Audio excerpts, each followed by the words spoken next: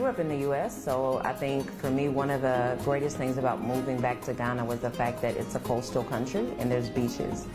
So I sort of imagined my life always hanging out at the beach, like doing all the fun things, soaking up the sun. And I think shortly after I moved here, I realized that the beach may not be as great as I thought it would be. And it's because there was a large amount of pollution on the beach, particularly plastic. For me, Ghana was the first time where I literally saw plastic coming in on the waves. There were some little boys playing in the water, and one of the little boys got out and pulled off a black plastic bag. Only about probably 40% of Ghanaians actually have toilets, and a lot of times in coastal communities it's sort of used as sort of a toilet as well as a place of recreation.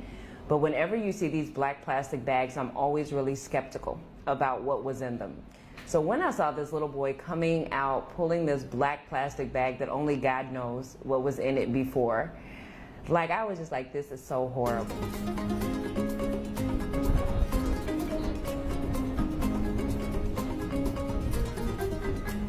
So at this point, I felt like we had to really do something and that we should perhaps start engaging and focusing in on the youth and really teaching them how to have better waste management habits, how to better care for the environment, because really they're the ones that can carry on the habits for the next 30, 40, 50 years.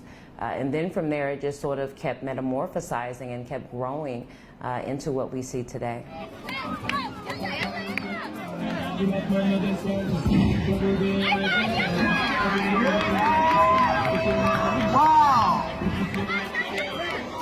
Every year we actually have a fundraiser called Float Your Boat, where we actually encourage children to build boats from plastic bottles and they race them. So this is our 5th year doing Float Your Boat as well. But we really try to get them to see that sometimes the things that you think are waste, if you are a little bit creative, apply a little bit of imagination, you can actually make it into something else, perhaps even a product that you want to sell.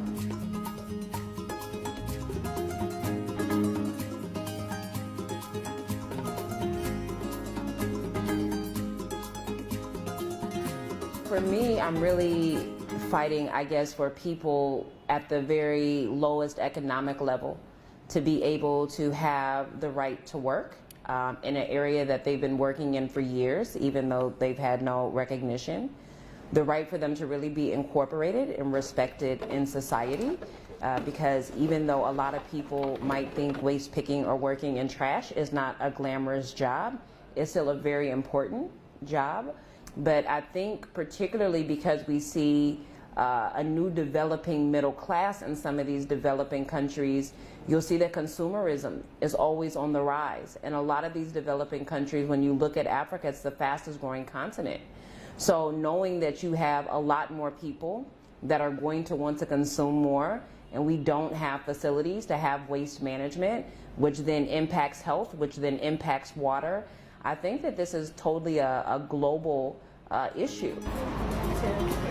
Yeah, and I think this bottle too, and then this one, make sure they remove it because it's not the same.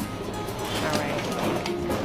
I'm probably considered a little bit more aggressive than what a Ghanaian woman would be considered. And I think that sometimes people probably, I'm sure they wish that this girl would just shut up and go to the corner.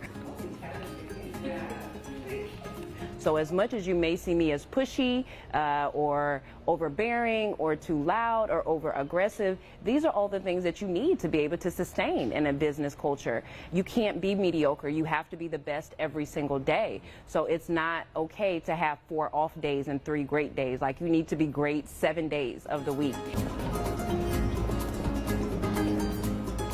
I'm sure some people would love to blacklist me, but they can't figure out how I keep infiltrating.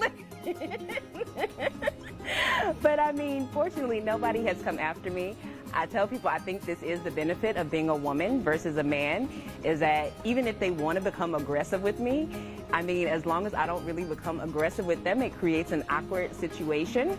So I really believe in killing with kindness.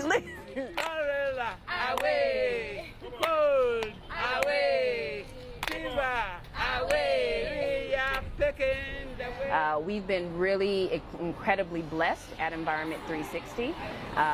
Once again, even in a time where the economy is really tight in Ghana, I think we're one of the few organizations that's actually been able to expand. We don't have a shortage of partners or individuals that are interested in us, that believe in our cause, that sort of help push us to the front. So in the end, yes, it does pay in many ways.